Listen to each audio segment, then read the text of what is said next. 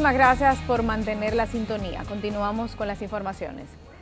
A través del sistema educativo se produce una transmisión de conocimientos, permitiendo así la socialización de las personas y del proceso de aprendizaje.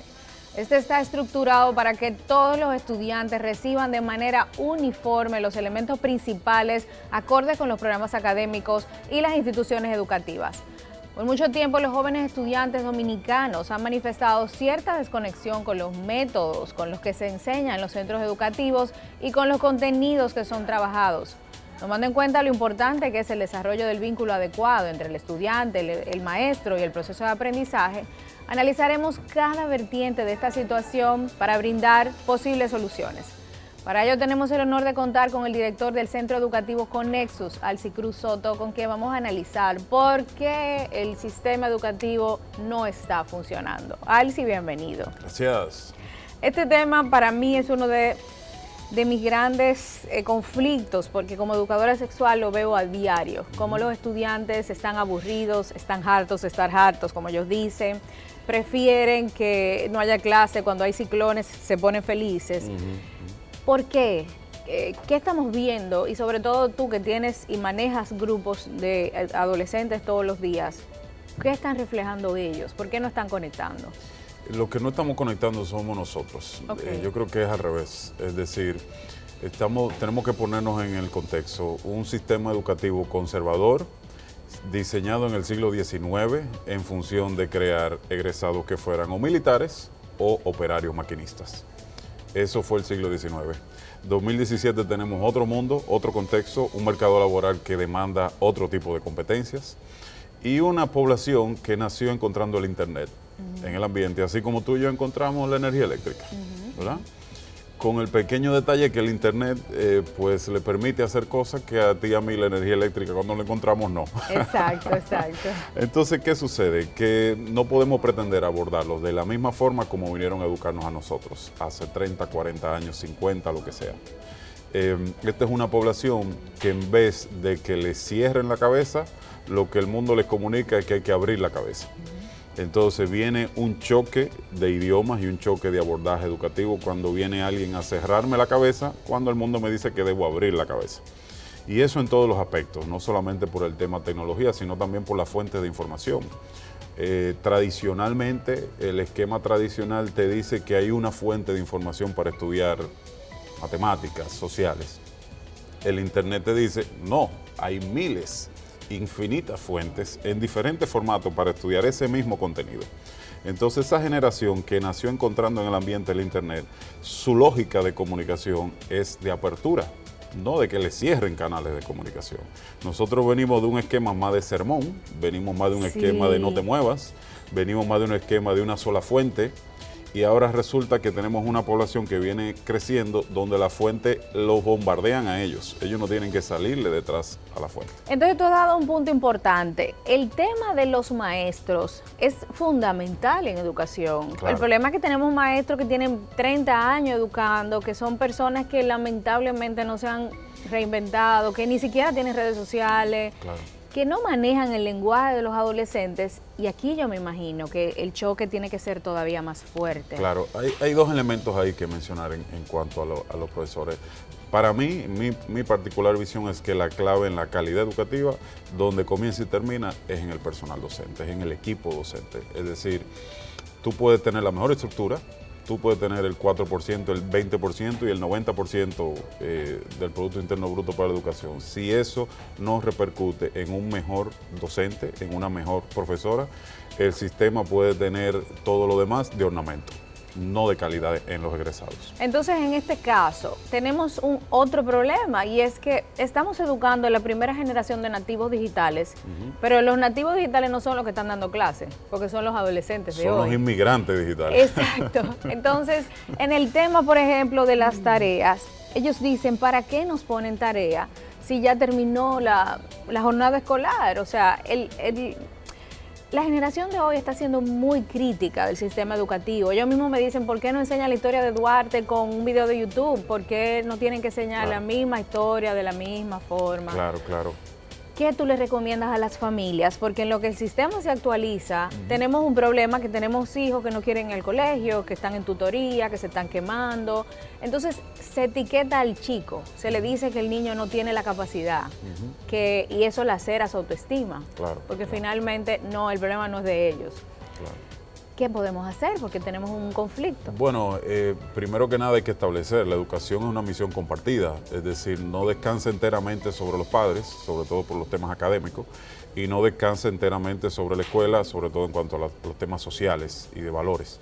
Ahora, ¿qué sucede? Esa misión compartida hoy en día implica un desaprender, es decir, hay que comenzar a ver de una forma muy diferente las formas y los métodos en cómo abordar educativamente a esta población. Duarte sigue siendo el mismo contenido y tiene la misma importancia. Ahora, la forma como presentárselo a esta población, el abordaje tiene que cambiar.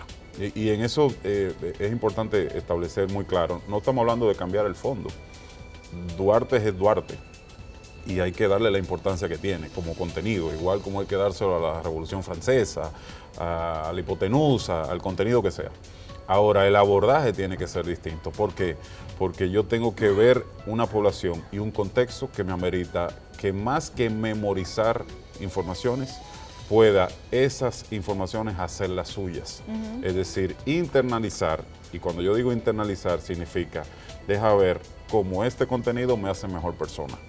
Deja ver cómo yo aprender esto de una forma diferente me permite hacerme, a través de lo que es pensamiento crítico, una valoración, una conclusión para yo fijar postura ante eso, no importando la edad que tenga. Entonces el tema educativo, y sobre todo en un sistema donde lamentablemente con el 4% no ha funcionado, porque lo que vamos a las escuelas no lo vemos simple y llanamente que ahora ellos comen, ahora le están dando comida, pero a nivel educativo estamos viendo los mismos vacíos, la misma situación, los estudiantes siguen igual, los maestros siguen replanteando la misma información de la misma forma. ¿Cómo podemos? Porque al final de cuentas tenemos una sociedad que depende de un sistema educativo, porque las familias no están educando por una serie de muchos factores sociales. Los papás están hartos, tienen doble trabajo, llegan a su casa y no quieren conversar con sus hijos, o los papás no existen, que es lo que yo veo en muchos casos. Son chicos que se están criando literalmente solos.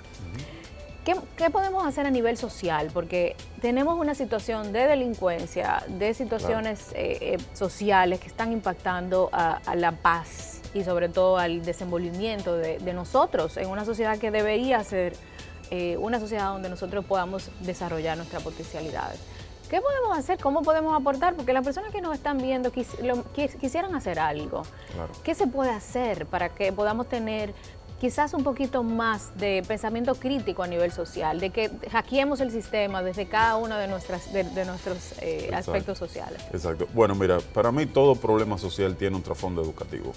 Es decir, cuando tú analizas el tema seguridad, inseguridad, mejor dicho, el tema de derechos, el tema de violencia de género. De alimentación, aquí el tema de alimentación es un tema. Educación sexual, en el fondo siempre desemboca en un tema educativo.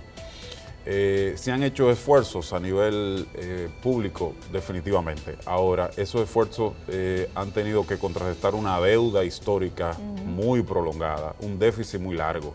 Entonces, va a tomar un tiempo para que eso se vea reflejado en impactar la calidad y no solamente locales, infraestructura y desayuno, ¿verdad? Ahora, desde el punto de vista más familiar y más concreto, tiene que darse una apertura de diálogo que pasa por qué tú estás aprendiendo, mi hijo, qué tú quieres hacer con tu vida, cómo te sirve lo que te presentaron hoy en la escuela para lo que tú quieres lograr en tu vida o los sueños que tú tengas. Y eso es un diálogo que no depende del sistema, que no depende del 4%, que no depende si el profesor se adaptó o no a los nuevos tiempos. Depende de mí como padre, como madre. Y le da el mensaje a mi hijo, a mi hija, de que yo estoy interesado por su bienestar desde el punto de vista educativo. Y obviamente eso toca lo académico. Es decir, el diálogo enfocado en el contexto académico tiene que ser no para culpabilizar ni señalizar estos colegios, este profesor, no sé qué, sino más bien para ayudar al muchacho a poner en perspectiva su vida. Es decir, tú decías ahorita las limitadas opciones que tenemos. Hoy un muchacho puede decir que puede ser community manager. Exacto. Y dedicarse a eso, cuando hace 10 años no sabíamos lo que era esa palabra. Entonces, ¿qué pasa? Yo tengo en la casa, sin depender de ninguna estructura, gobierno, ministro ni nadie, yo puedo en la casa generar unos diálogos que nunca se terminan, porque son como las novelas, ¿verdad? Episodio por episodio, de cómo te sirve o cómo tú puedes tomar lo mejor de ese sistema para el porvenir y para tu plan de vida. Y eso no tiene ninguna prohibición ni depende de nadie, que no sea a la disposición de papá o mamá. O sea, que vamos a hablar desde la familia, vamos a preguntar y vamos a ver qué ellos opinan, porque a veces uno aprende más de lo que ellos nos dicen. Totalmente. Y con la apertura de una generación que puede decidir por sí sola y que economiza mucho tiempo en cuanto a tener acceso a información. Muchísimas gracias, Alci. De verdad que nos encanta tenerte y sobre todo con este tema. A mí también. Un placer. Gracias. El objetivo primordial del sistema educativo debe ser cultivar habilidades y sobre todo en cada alumno, estimular su inteligencia, su pensamiento crítico, enseñarlo a entender el mundo, brindarle un ambiente de desarrollo adecuado para que pueda manejarse de la manera adecuada. El tiempo pasa, las generaciones cambian, por lo que los estudiantes de hoy no eran los de ayer, no van a aprender de la misma manera. Por favor, es necesario reinventarnos, reinventar el sistema educativo, actualizar los contenidos y entrenar a los maestros para que puedan también, de alguna manera, interesarse en cómo aprenden sus estudiantes y conectar con sus emociones. Con esto termina Respuestas, me voy satisfecha, compartimos un contenido bastante educativo para que puedan prepararse y asumir una sociedad de una manera todavía más positiva. Esperamos volvernos a encontrar en otra entrega y no se olviden de visitarnos en respuestas.com para que vean todos los contenidos de educación sexual que tenemos plasmados, puedan compartirlos y seguir aprendiendo sobre el tema de educación sexual. Elaine Félix se despide y espero verlos en otra entrega aquí en NSDL. Hasta la próxima.